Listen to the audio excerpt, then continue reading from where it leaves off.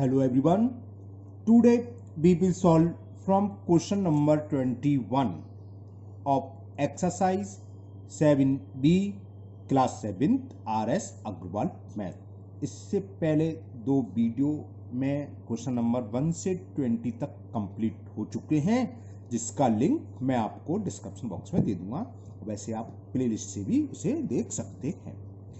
Now question number 21। 5 years ago, a man was 7 times as old as his son।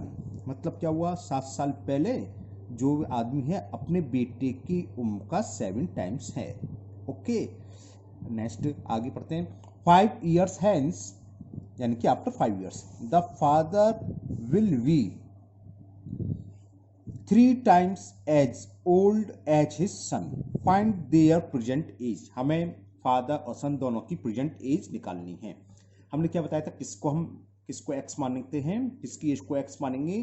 जो independent हो। या father depend है सन पर। अगर सन 10 ईयर्स का है तो फादर है 70 ईयर्स का, 7 टाइम्स है। अगर सन 2 ईयर्स का है तो 14 ईयर हुआ, 14 का तो नहीं हुआ, लेकिन होता है ना क्वेश्चन के हिसाब से, तो 2 7 टाइम्स है। अगर सन 5 ईयर्स का है तो फादर क्या होगा? 5 × 7 35, यानी कि सन इंडिपेंडेंट है। तो हम मान लेंगे let the present age of his son is x year. चलिए करते हैं, और देखो समझ के अच्छे से करना, बहुत अच्छे से सवाल है। अब let the present age of his son is x year, ये तो हमने सन की मान ली।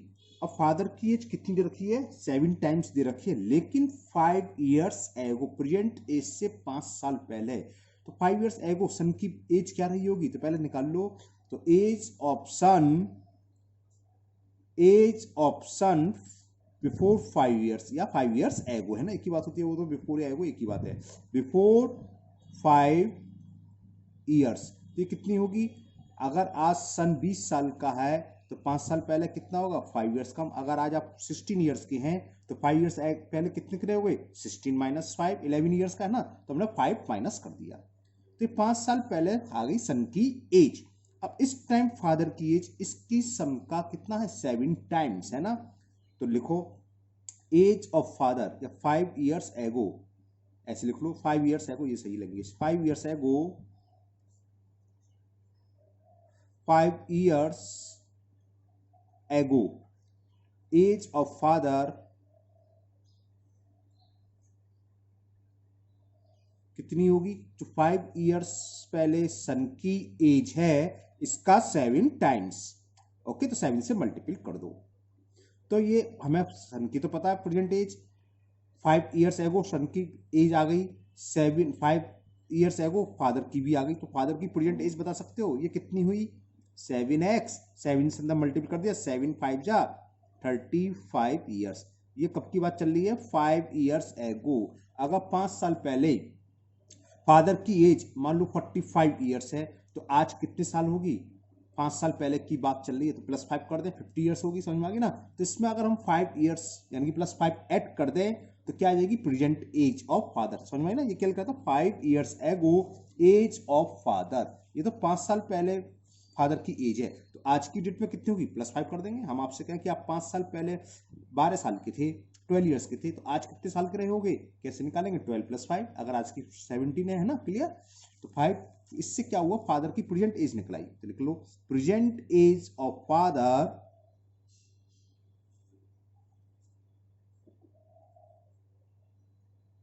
इज इक्वल 7x - 35 +5 कर दें, तो कितनी हो गई? 7x - 30 years. +5 में से -35 जाएंगे तो -30। तो ये प्रेजेंट एज ऑफ फादर हो गई। तो अभी तक हम केवल प्रेजेंट एज बता पाए। अब क्वेश्चन आगे पढ़िए ध्यान से। क्वेश्चन में क्या कह रहा है ये कि 5 ईयर्स हेंस, यानी कि आज से 5 साल बाद, the father will be 3 times as old as his son. तो दोनों की 5 ईयर्स बाद एज क्या होगी? आप डायरेक्ट अकॉर्डिंग टू क्वेश्चन लिख दिए। ये फादर है, फादर की प्रेजेंट एज हमें दे रखी है 3x - 10, तो 5 ईयर्स बाद क्या होगी? +5 कर दें। अगर फादर की प्रेजेंट एज 45 है तो 5 ईयर्स बाद कितनी होगी? 45 + 5, है ना। तो 45 मतलब जो भी प्रेजेंट एज है +5, और ये किसके इक्वल दे रखी है? सन की एज की 3 टाइम्स। तो सन की प्रेजेंट एज क्या है? प्रेजेंट एज हमने सन की x मानी थी, तो 5 ईयर्स बाद प्रेजेंट एज ऑफ सन की क्या होगी? x plus 5। समझ में आ गई बात है ना? अगर सन 10 ईयर्स का है तो 5 ईयर बाद 15 ईयर्स का होगा, सिंपल सी बात। तो फादर की जो एज है सन की एज की 3 टाइम्स है, तो इक्वल करने के लिए सन की एज को 3 कर दें। सपोज करो कि सन की एज आती है 15 ईयर्स या 20 ईयर्स, तो फादर की कितनी? 3 टाइम्स का मतलब 60। तो इक्वल करने के लिए क्या करेंगे? 3 का मल्टीपल हम 20 में करेंगे ना, तभी तो 60 आएगा। तो इक्वल करने के लिए 3 का हमने मल्टीपल कर दिया सन की एज में, दोनों की एज इक्वल हो गई। बस अब तो सॉल्व हो गया, सॉल्व कर लो। 7x माइनस 5 में से 30 सब्ट्रैक्ट कर 25 इज इक्वल 3 का अंदर मल्टीपल कर दिया 3x प्लस 15। तो x को इधर ले आए, ट्रांसफर कर दिया हमने 3x को, तो माइनस का हो जाएगा, और माइनस 25 राइट हैंड साइड में ले गए तो प्लस के हो गए। ओके, तो 7x माइनस 3x कितना हो गया? 4x is equal 40। तो x इज इक्वल 4 से हम डिवाइड करेंगे, 40 में तो 10 आ जाएगा, 40/4 इक्वल टू 10। तो x की वैल्यू आ गई। तो बस निकला ही प्रेजेंट x क्या था? सन की प्रेजेंट एज। तो लिख दो present age of son is equal 10 years and present age of father is equal, father की प्रेजेंट एज आई थी 7x माइनस 35, नहीं प्रेजेंट एज 7x माइनस, दिखाता हूं ये रहा present age of 7x minus 30। तो x की वैल्यू पुट कर दे, है ना? तो 7 इंटू एक्स मतलब 10 माइनस 30, तो कितनी हो गई? 70 minus 30 is equal 40 years.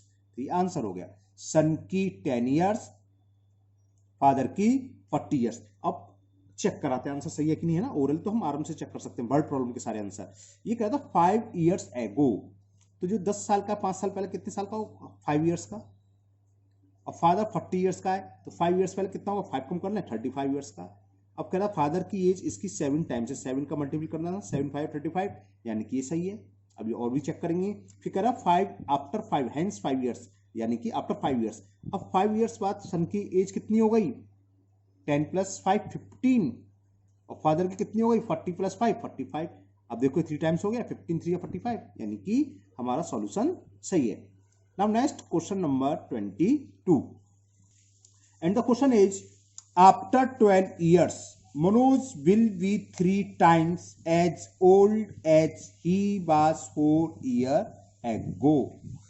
Find the present age. इसका मतलब क्या है? क्वेश्चन का मतलब समझ लो पहले।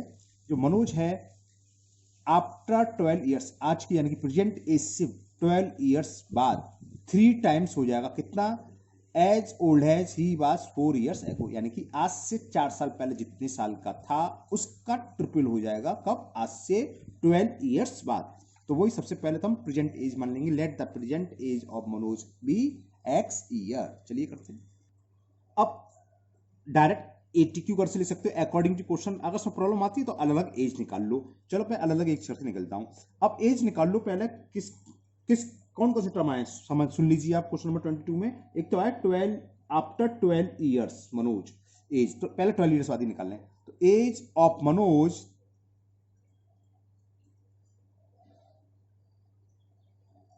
आफ्टर 12 था, कहां गया क्वेश्चन नंबर 22, आफ्टर 12 ईयर्स। हाँ, आफ्टर 12 ईयर्स क्या होगी? प्रेजेंट एज x है, तो 12 साल बाद जाहिर सी बात है प्लस 12 हो जाएगा। अगर आज 10 ईयर्स का है तो 12 ईयर्स बाद कितना हो जाएगा? 10 प्लस 12 22 ईयर्स का है ना, तो इसलिए हमने इसमें 12 कर दिया। अब एज ऑफ मनोज बिफोर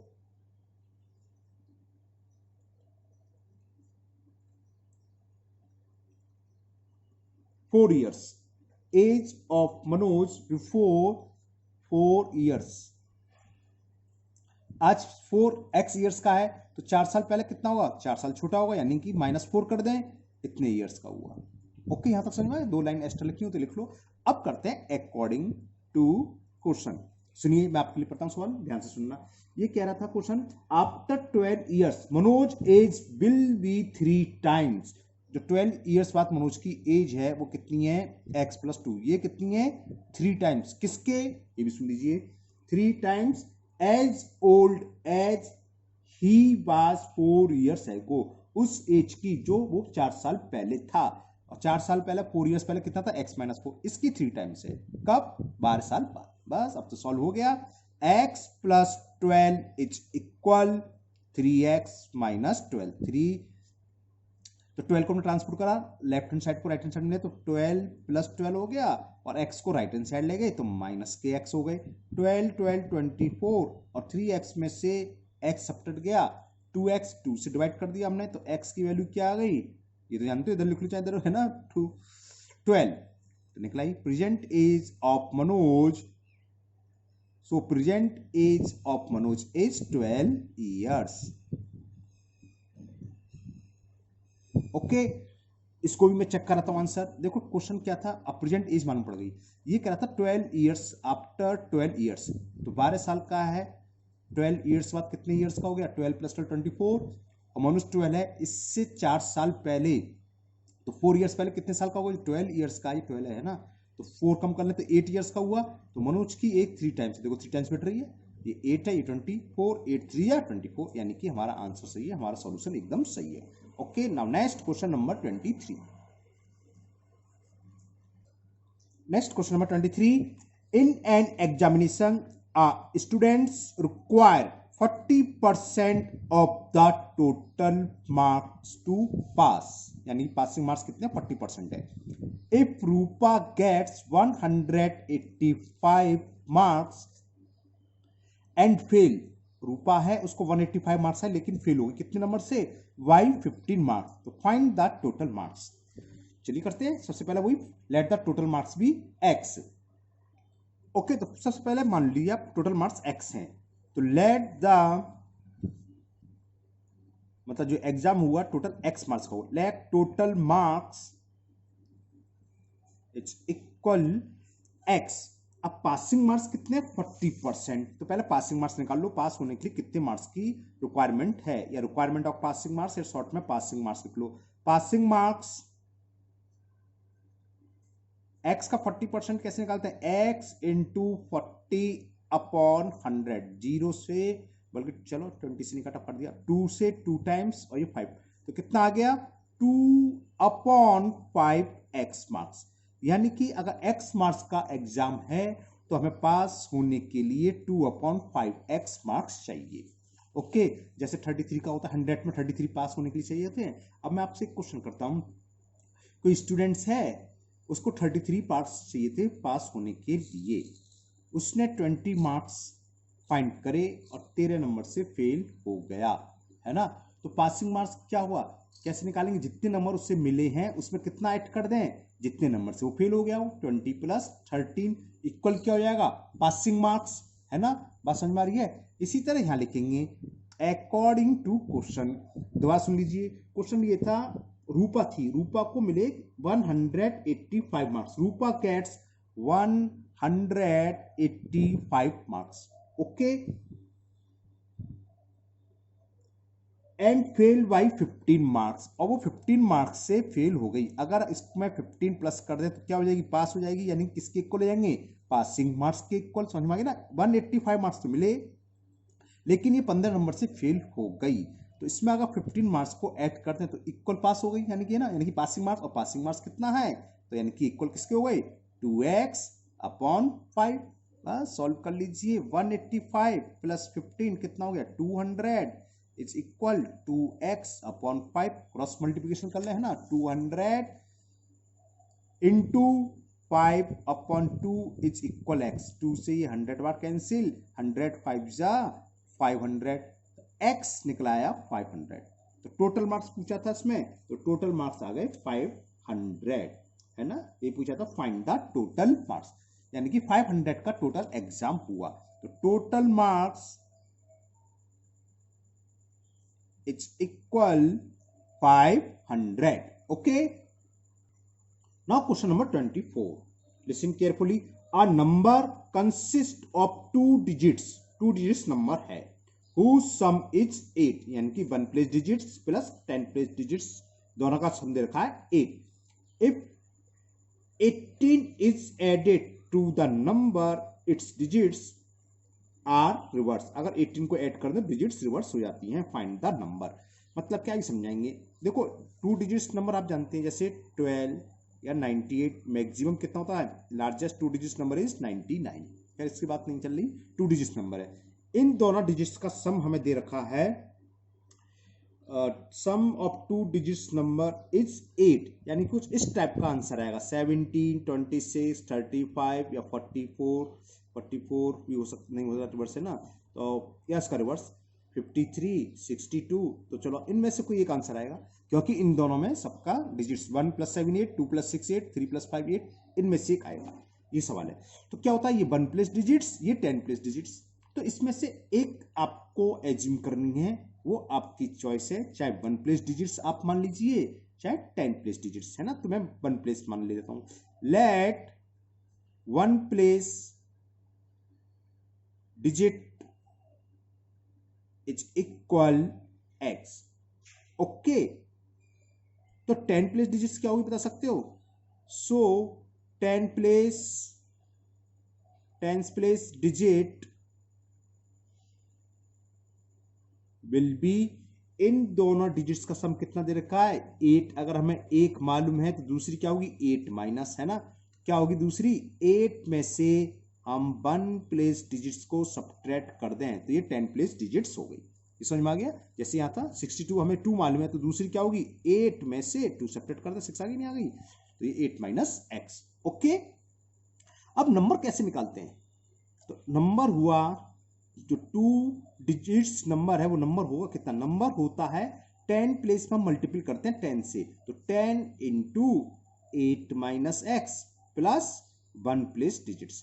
जैसे मैं समझाता हूं अगर आपको प्रॉब्लम है, जैसे सपोज करो समझाने के लिए हमारे पास नंबर है 62, तो 1 प्लेस डिजिट्स क्या है 2 और 10 प्लेस डिजिट्स क्या है 6, तो नंबर कैसे निकालते हैं, 10 प्लेस डिजिट्स में वही प्लेस वैल्यू का मल्टीपल करते हैं, 10 प्लेस वैल्यू लिखते हैं प्लस 1 प्लेस डिजिट्स होती है 2, 2 इंटू 1 या खाली 2 लिख लो, तो ये हो गया 60 + 2, तो आगे 62, तो ऐसे आता है। अगर हम डिजिट्स मालूम हो कि 1 place digits is 2, 10 place digits is 6, तो नंबर क्या होगा 10 प्लेस डिजिट्स में 10 से मल्टीपल करते हैं प्लस 1 प्लेस में 1 से मल्टीपल करते हैं वो 2 ही रहेगा, तो 60 + 2 ऐसे आता है, ओके। तो ये नंबर हो गया, इसको थोड़ा सा सॉल्व कर लो, चलो करना चाहता हूँ, ये कितना हो गया 10 8 जा 80 माइनस 10x प्लस x, तो ओरिजिनल नंबर जो है शुरू में स्टार्टिंग में वही है 80 माइनस 9x, यहां तक क्लियर। अब लिखो अकॉर्डिंग टू क्वेश्चन, क्वेश्चन क्या कह रहा है उसके अनुसार, सुनिए क्या कह रहा क्वेश्चन, क्वेश्चन ये कह रहा था if 18 is added to the number, इस नंबर में अगर हम 18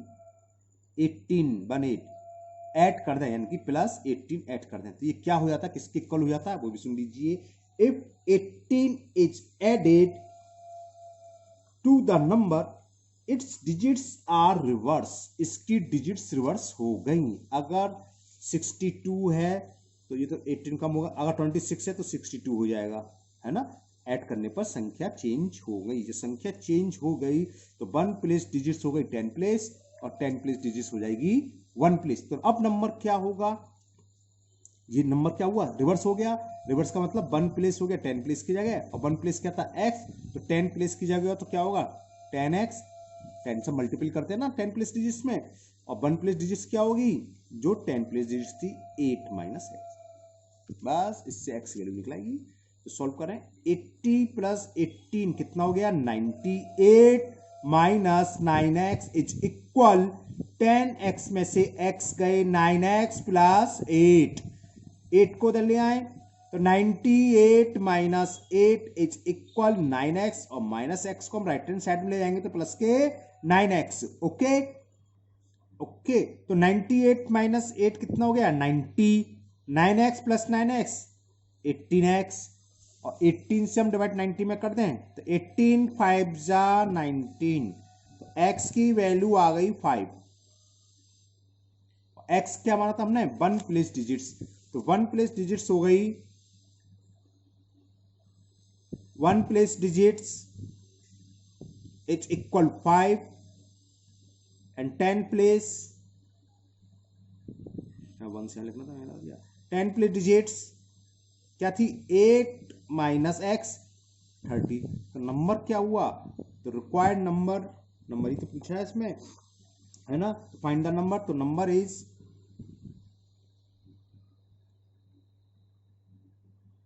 रिक्वायर्ड नंबर क्या था, या तो वैल्यू पुट कर दो। रिक्वायर्ड नंबर क्या आया था, 80 माइनस 9x, 80 माइनस 9x, या इस भी लिखा सकते हो 10 प्लस में 10 से मल्टीप्लाई, 30 प्लस 5 35, चाहे ऐसे कर लो, वो कैसे भी कर लो आप। 9 into 5, 80 minus 45, that is equal to 35। तो रिक्वायर्ड नंबर हो गया 35। Okay, now next question number 25। In the question 25, the total cost of 3 table and 2 chairs is rupee 1850. If a table cost rupee 75 more than a chair, find the price of each. Okay, तो देखिए इसमें क्या था, if a table cost rupees 75 more than a chair, table की cost chair की cost per depend है। अगर chair 100 rupees की है तो वो 175 है ना, अगर 25 की है तो वो 100, क्योंकि 75 मोर है, इसलिए इंडिपेंडेंट है चेयर की, तो हमने चेयर की मान ली। Let the cost of a chair is equal to x rupees, so cost of therefore cost of a table कितनी होगी, इससे 75 रुपीज मोर है, तो x प्लस 75 रुपीज। तो मालूम पड़ गया एक चेयर की कॉस्ट इतनी है, एक टेबल की कॉस्ट इतनी है। अब तो अकॉर्डिंग टू क्वेश्चन लिख दो बस, कितनी चेयर खरीदी उसने, 3 टेबल्स, तो 3 टेबल्स की कॉस्ट क्या हुई, 3 इंटू ये, और कितनी चेयर्स, 3 थी और चेयर्स थी 2, 3 टेबल 2 चेयर्स, तो 2 चेयर्स की कॉस्ट क्या हुई 2x, जब 1 की x है तो 2 की 2x मल्टीप्लाई कर दें, और इन सबकी टोटल कॉस्ट दे रखी थी, टोटल कॉस्ट थी 1850 रुपीज, यानी कि 3 टेबल की कॉस्ट प्लस 2 चेयर्स की कॉस्ट ये है। सॉल्व कर लें, x निकलाएगा, 3 का अंदर मल्टीपल, तो 3x प्लस 3 इंटू 75, 3 5 या 15 कैरी 1, 3 7 या 21 और 1 22 plus 2x is equal 1850। 3x plus 2x कितना हो गया 5x, 1850, 225 को हम राइट हैंड साइड में ट्रांसफर करेंगे तो माइनस के हो जाएंगे। ओके, तो 5x इज इक्वल, सब्ट्रैक्ट कर लीजिए, 10 में से 5 गया 5, 4 में से 2 गया 2, 18 में से 2 सब्ट्रैक्ट करा 16, तो value of x is 1625 upon 5, 5 से डिवाइड कर दीजिए, 5 3 जा 15, 5 2 जा 10, 5 5 जा, तो x की वैल्यू ये आ गई 325। x क्या था, कॉस्ट ऑफ 1 चेयर, तो कॉस्ट ऑफ 1 चेयर लिख लीजिए आप, तो cost of 1 chair is 325 rupees. Cost of a chair 325 rupees, and cost of a table, table की कॉस्ट क्या थी 75 मोर थी, तो 400 हो गया, कैसे, x प्लस 75, इसको ऐड करा तो 400। It is the answer of question number 25, है ना, cost of 1 chair and 1 table की फाइंड हो गई। Now next question, next question is a man sold an article for rupees 495, तो कोई आर्टिकल है उसको 495 रुपीज से बेच रहा है, तो लिख लीजिए पहले तो selling price of an article is equal 495 rupees and gain 10% on it, कितना परसेंट गेन दे रखा है, 10% गेन दे रखा है। Okay, find the cost price of the article, ये तो सिंपल सा है, या तो फॉर्मूले से लगा लो वरना x1 low. Late the cost price का तो सीपी है ना, सीपी बोलते हैं, और सेलिंग प्राइस को एसपी लिखते हैं शॉर्ट में। Let the CP of article is equal rupee x। Okay, तो उसको प्रॉफिट कितना हो रहा है, 10% हो रहा है, तो प्रॉफिट निकालें 10%, तो सेलिंग प्राइस होता क्या है, CP plus profit percent is equal to होता है सेलिंग प्राइस। ये फॉर्मूला याद रखिए आप। सीपी कितना हमारे पास एक्स, प्रॉफिट कितना हो रहा है 10%, प्रॉफिट हमेशा किस पर निकलता है, प्रॉफिट या लॉस जो भी हो सीपी पर, सीपी एक्स है तो क्या होगा एक्स का 10%, x into 10/100 equal SP, SP हमें दे रखा है सेलिंग प्राइस इज 495। ओके बस निकाल लीजिए आप। 100 एलसीएम ले लिया, 100 जीरो से जीरो काटना भूल गए, चलो ले लिया तो ले लिया, 100x plus 10x is equal 495। अब ध्यान रखना हिंग कैंसिल कर देना है ना, अब बाद में करेंगे हम। 100 प्लस 10 कितना हो गया 110x upon 100 is equal 495, zero से जीरो कैंसिल अब यहां हो गया। ओके क्रॉस मल्टीप्लिकेशन करते हैं आप, तो x इज इक्वल 495, 10 ऊपर जाएगा अपॉन 11 नीचे, 11 बन जा, 11 से कैंसिल हो गया, 11 4 जा 44, 5 बचा 5 5 55, 11 5 जा 10 से मल्टीपल कर दिया 45 में 450, x क्या था सीपी तो निकलाया। तो cost price of an article is equal ₹450। It is the answer of question number 26. And the question 27 is the length of a rectangular field is twice its breadth. Length breadth पर depend है, तो हमने breadth मान ली, let the breadth of rectangular field था है ना, rectangular field हमने मान ली x metre, so length sorry breadth है ना, तो लेंथ क्या होगी, length of rectangular field GULA rectangular field टवल है इसकी तो क्या हो जाएगी 2x मीटर। बस अब तो अकॉर्डिंग टू क्वेश्चन लिख दो। इसमें हमें क्या दे रखा है, पेरीमीटर दे रखा है कि perimeter of field is 150 metre. Perimeter क्या होता है, चलो मैं लिख देता हूं फॉर्मूला 2l+b है ना, ये होता है पेरीमीटर, और ये हमें इक्वल दे रखा है 150 के, वैल्यू पुट कर दीजिए आप। लेंथ l मतलब लेंथ कितनी है 2x और ब्रेथ कितनी है x इज इक्वल 150, 2x और x 3x, तो 3x कितना हो गया 2 अपॉन में चला जाएगा 150/2, 2 से ये 75 बार कैंसिल है ना, तो ये 75 इक्वल में अब 3 नीचे आ जाएगा अपॉन में, क्रॉस मल्टीप्लिकेशन से बोलते हैं 75/3, 3 2 जा 6, 1 इधर आ गया कैरी तो 15 हो गया, 3 5 जा 15, तो x निकलाया, the value of x is 25। x क्या था ब्रेथ, तो breadth of rectangular field, breadth of rectangular field is 25 meter and length of rectangular field is 50 meter।